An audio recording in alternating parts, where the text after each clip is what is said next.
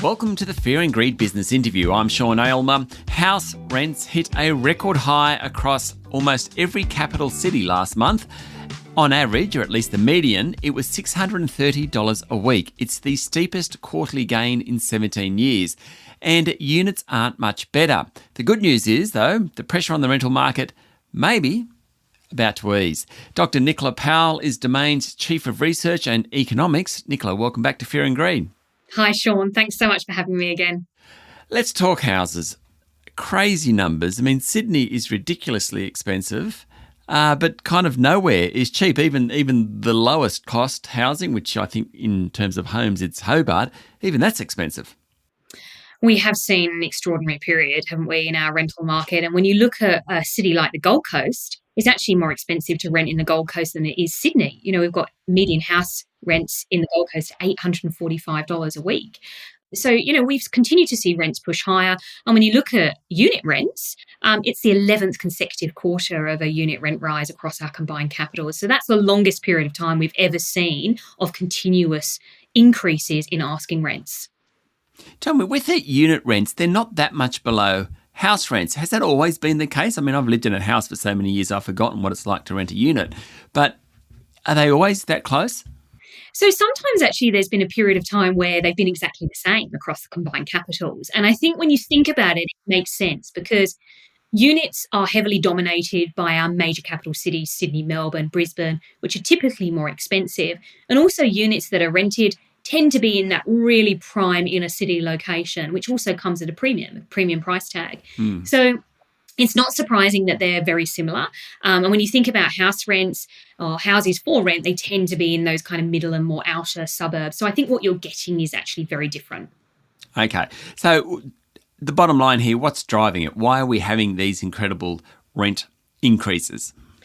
Look, and I think it's a variety of different factors because, you know, there's no one item that has occurred to create these conditions that we've got. And when you look at Australia-wide, we've got a record low vacancy rate still at 0.7%. It's being driven by our combined capitals. Regional Australia is actually starting to see some alleviated pressure.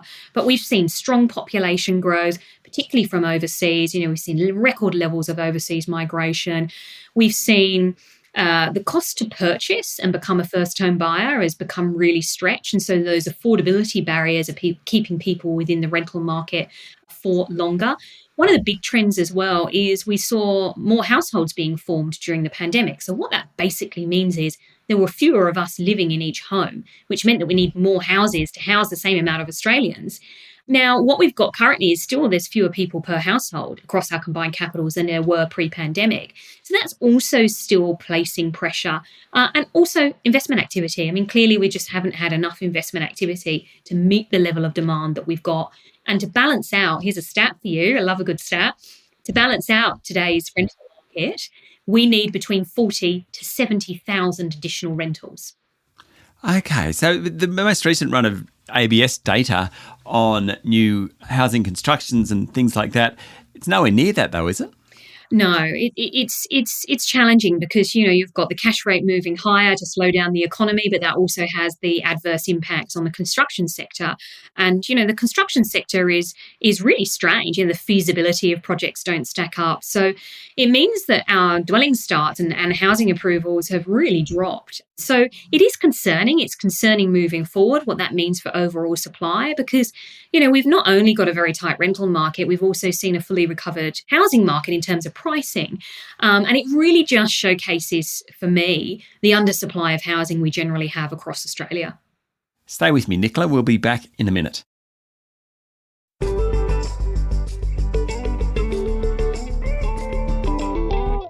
My guest this morning is Dr. Nicola Powell, Chief of Research and Economics at Domain.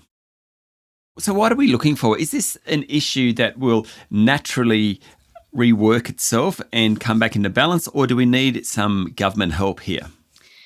Look, I think it's probably a little bit of both. You know, I think there's a variety of different solutions, and part of that is things like increased social housing, additional rental assistance for those low-income households to really assist, because we've seen such a dramatic change in asking rents. I also think, it's things like build to rent, and we know Melbourne's, leading the way really of all the cities in terms of build to rent. We need greater levels of investment activity, but we also, on top of that, need greater levels of supply. And, we've got the housing accord and that kind of, 1.2 million homes over the next 5 years. We needed to really make sure that we deliver that, because I think it really does showcase the lack of overall housing supply that we have in Australia. What's it mean for society? I mean, this is kind of a bit of a philosophical question, Nicola, but when you don't have housing, what are the flow-on effects for society? They're big, and it's probably not spoken about enough, and that is the underhoused, those people that are underhoused in Australia, which means that they're not living in a dwelling to suit their needs, which means there's too many people in that particular dwelling, or it means that they're, the dramatic scenario is they're literally on the streets. I think that for a country like Australia, we really should be better at providing housing. I think that starts at government in terms of releasing land and making sure land is at shovel-ready stage and affordable for developers to come in. And when you think about that 1.2 million homes, most of that is going to be delivered by developers. It's a very small portion of that is actually social housing. So I think that there are, the social implications are obviously very large, but I think that we need to, as a society, really address the overall supply shortage that we have. So if that's the case, is there an argument for, and you said investment activity has come off, is there an argument to try and incentivise these developers, which of course is politically very difficult, to start building more properties? You also have all the state and local rules around properties, and that it kind of seems very difficult. It's very difficult. I think the red tape that developers have to jump through, the NIMBY effect that we have seen, gain momentum. And, we've got a rising cohort of YIMBYs, yes, in my backyard. These are all things that influence. And, I think this is where we really, as a society and as government, have a period of time where we can be really visionary in our attitude and ensuring that we are developing the suburbs of the future and building the number of homes that we need to meet the growing population, which, history has really shown us that we're not really great at actually doing that. Okay, so that's kind of the big picture stuff. I just want to go back to where we started, which was some of the actual prices. Something that I always look at is Melbourne. Melbourne is, I think it's the second lowest median price for houses during the month of March. Why is Melbourne so much cheaper than some of those other cities? Look, Melbourne's been really interesting because it was obviously impacted by the pandemic more so, and the vacancy rate at a citywide level bounced to over 5%, and we saw a significant pullback in rental price. And at that time, what we saw is all of the other capital cities saw rapid rates of rental price growth.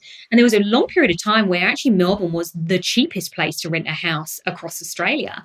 It's slightly changed because what we've seen now is that vacancy rate has shrunk in Melbourne. And that's because a lot of investors have actually offloaded their properties across Melbourne, shrinking supply. And what that means is we've seen an acceleration now of rental growth. But I think the previously strong markets of the other capital cities are still pipping them much higher. But it was the first quarter this year that we saw Hobart now become the most affordable city to rent, overtaking Melbourne. So Brisbane, Adelaide and Perth are all at record highs in terms of home prices. What's that mean for rental markets there over the next 1, 2, 3 years? Look, you mentioned Perth there. Perth's a really interesting market. And I think over the next couple of years, 1 or 2 years, Perth is still going to be really strained because, I think the conditions that we're currently seeing in Perth are almost mimicking what we did see during the mining boom. And we've seen continued strong population growth coming from interstate, which is the reverse of what the state was seeing previously. And obviously strong levels of overseas migration. Has a record low vacancy rate, is the tightest capital city rental market in Australia at 0.3%. And as you rightly said, it's got record pricing too. I think there's an element, though, that Perth is attracting investors because it's got greater yields and it's actually much more affordable to purchase into. But to kind of answer your question as well, I do think that we're going to reach a bit of a tipping point in the rental market. And we're still optimistic that that's actually going to occur sometime this year. we've got to be realistic that incomes haven't grown at the same rate as rents, and incomes are stretched in the rental space. And what we're already seeing is people are shuffling in terms of they're looking to more affordable suburbs, they're getting a housemate, they are cost cutting in every way that they can. But there are other signs where we're actually starting to see eased conditions at different suburbs. Even within our capital cities, we've now got some suburbs actually falling in terms of their asking rent. And one of the prime reasons that we do think a tipping point is still going to be reached at some point is the number of potential tenants per listing has been declining. Now, that's a pretty much entrenched trend. We've been seeing that decline for about 18 months now. And what we believe is that is going to be an early indication of the vacancy rate will eventually track higher. Let's hope so. Nicola, thank you for talking to Fear and Greed. Thank you. That was Dr. Nicola Powell, Domain's Chief of Research and Economics.